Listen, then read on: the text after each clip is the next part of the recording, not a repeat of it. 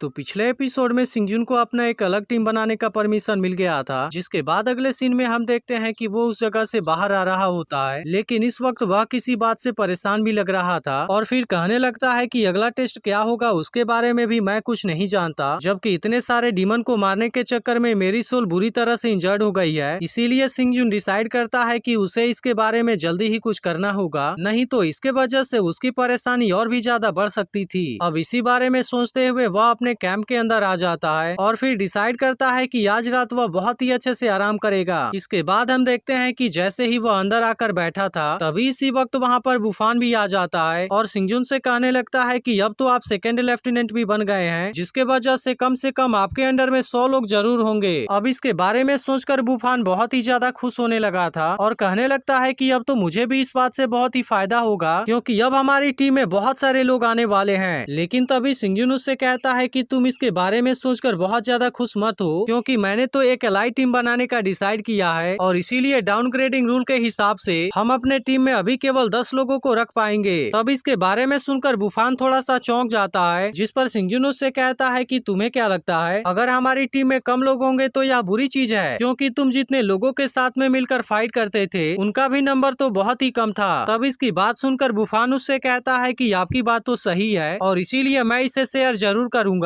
क्योंकि आना जाना तो बना रहता है। लेकिन वहीं दूसरी तरफ हम देखते हैं कि सिंगजुन इस वक्त बहुत ही ज्यादा थका हुआ था, इसीलिए वो अभी बुफान के बातों पर उतना ज्यादा ध्यान नहीं देता और तुरंत सोने के लिए चला जाता है। लेकिन इधर बुफान टीम के बारे में सोचकर बहुत ही ज्यादा खुश हो रहा होता है, क्योंकि इस तरह से वो ऐसे आदमी के टीम में होगा जो कि मौत से भी नहीं डरता है। इसके बाद अगले दिन हम देखते हैं कि सिंगजुन और बुफान दोनों एक साथ में होते हैं, जहाँ पर बुफान अभी भी उसके साथ में रिनकार्नेशन टीम के बारे में ही बात कर रहा था और फिर उससे कहता है कि अब तो मैं भी रिनकार्नेशन टीम का मेंबर हूँ। तब इसकी बात सुनकर सिंगजुन उससे कहता है कि मैं भी इसके बारे में बहुत ही अच्छे से जानता हूँ कि तुम्हें टीम को लीड करना बहुत ही ज्यादा पसंद है, लेकिन अभी के लिए मैं तुम्हें केवल 2 लोगों को तुम्हारे साथ में दे सकता हूँ। जिसके बारे में सुनकर बुफान उससे पूछता है क्या सच में? तब इस पर सिंगजुन उससे कहता है कि तुम इसके लिए रेडी रहना और तुम अपने लिए 2 हेल्पर को भी खोज लो, क्योंकि मैं चाहता हूँ कि वे भी हमारे मिशन को कंप्लीट करने में हमारी मदद करेंगे। इसके बाद वह आगे उससे कहता है कि लेकिन फिर भी हम एक आर्मी वॉर डिपार्टमेंट के जैसे नहीं है, जिसके वजह से ओवरहेड सभी खर्चे के लिए रिस्पॉन्सिबल होगा, लेकिन एलाइट वॉरफेयर टीम को अपना खर्चा खुद ही मैनेज करना पड़ता है। तभी बुफान उससे कहता है कि अब तो आप 9th हेवन स्कूल में जाने वाले हैं। तब इसकी बात सुनकर सिंगजुन समझ जाता है कि बुफान किसी बात से परेशान है, इसीलिए वो उससे कहता है कि तुम्हें इसके बारे में चिंता करने की ज्यादा जरूरत नहीं है, क्योंकि मैं अभी भी यहाँ पर बराबर आता रहूंगा। तभी इसी बीच बुफान उससे स्पिरिट फॉर्मेशन के बारे में बात करने लगा था और कहने लगता है कि इसे तो अपने इच्छा के अनुसार ओपन भी नहीं किया जा सकता। लेकिन फिर इसके बाद वह सिंगजुन के पास वाले गोल्डन पाइथन के बारे में बात करने लगता है और फिर कहने लगता है कि वह पाइथन तो सच में बहुत ही कमाल का है। जिसके बाद हम देखते हैं कि सिंगजुन उसे एक पाइथन बीट दिखाता है और कहता है कि इसके मदद से तुम उसे बहुत ही आसानी से लोकेट कर पाओगे। लेकिन फिर भी सबसे जरूरी बात यह है कि इसके पास में एक बहुत ही पावरफुल कंसीलमेंट एबिलिटी भी है, जिसके वजह से अगर भले ही किसी के पास में निर्वाणा लेवल वाली कल्टीवेशन हो तो क्या हुआ, लेकिन अगर वे इसके डिवाइन सेंस के 100 मीटर के दायरे में नहीं होंगे तो फिर उसके बाद इसे डिटेक्ट करना बहुत ही ज्यादा मुश्किल है। अब इतनी बात कहने के बाद सिंगजुन इस पाइथन बीट को बुफान को दे देता है, जिसे देखते ही बुफान भी बहुत ही ज्यादा खुश हो गया था और कहने लगता है कि अब मैं तो इसके मदद से बहुत सारे खतरों से खुद को बचा पाऊंगा और इसी के साथ इसके मदद से मैं तो खुद को बहुत ही आसानी से छिपा भी सकता हूँ। लेकिन इसके अलावा इसके वजह से इसकी स्पीड भी बहुत ही ज्यादा बढ़ जाएगी और इसीलिए इन सभी बातों के बारे में सोचकर वह बहुत ही ज्यादा खुश हो रहा था। लेकिन तभी सिंगजुन उससे कहता है कि अब तुम्हारे वेपन को भी चेंज करने का टाइम आ गया है और इसीलिए वो उससे पूछता है कि क्या तुम अपने वेपन को एक्सचेंज करने वाले हो। तब इसके बारे में सुनकर बुफान उससे कहता है कि मैंने भी इसके बारे में सोचा था और वो सिंगजुन से टेलर मेड स्वॉर्ड के बारे में बताता है। तब इस पर सिंगजुन उससे कहता है कि मैं जानता हूँ, क्योंकि लाखों सालों से इमोर्टल कोर्ट ने सबसे सुटेबल इंसान को समराइज किया है, लेकिन तुम भी तो बचपन से केवल केंडो की प्रैक्टिस करते आ रहे हो। लेकिन असल में हर किसी के पास में अलग अलग एबिलिटी होती है और इसीलिए इसके बारे में बताने के बाद सिंगजुन बुफान से पूछता है कि क्या तुम्हें पता है कि तुम्हारा बेस्ट फीचर क्या है, जिस पर बुफान उसे अपने फास्ट स्पीड के बारे में बताता है। तब इस पर सिंगजुन उससे कहता है कि तुमने बिल्कुल सही समझा, क्योंकि तुम्हारी स्पीड ही तुम्हारी सबसे बेस्ट फीचर है, लेकिन अभी भी तुम्हें अपने टैलेंट और स्किल के ऊपर बहुत ही ज्यादा ध्यान देना होगा, क्योंकि अभी भी तुम्हारी स्पीड उतनी ज्यादा नहीं है और इसीलिए मैं चाहता हूँ कि तुम इसके बारे में मेहनत करके इसे और भी ज्यादा इम्प्रूव कर पाओ। इसी के साथ वह उससे कहता है कि अभी तुम्हारे पास में जितनी कॉम्बैट पावर है, अगर उसके साथ में किसी मैजिक वेपन को भी जोड़ दिया जाए तब उसके बाद भी तुम इसके मदद से उतना ज्यादा कुछ नहीं कर पाओगे, और इसीलिए मुझे पता है कि तुम बैटल में जाने के बाद बहुत ही आसानी से मारे जाओगे। जिसके बाद सिंगयुन बुफान से कहता है कि तुम मेरी बात मानो और तुम अपने लिए बो और एरो वेपन का यूज करो। इसके बाद सिंगयुन उससे कहता है कि मैं भी जानता हूँ कि केंडो को गिव अप करने से इसमें तुम्हारा बहुत ही ज्यादा लॉस होगा, लेकिन अगर तुम मेरी बात मानकर मार्शल एम्परर रिल्म के लिए कल्टीवेट करने लगे तब इसके वजह से तुम 1000 सालों तक जी पाओगे।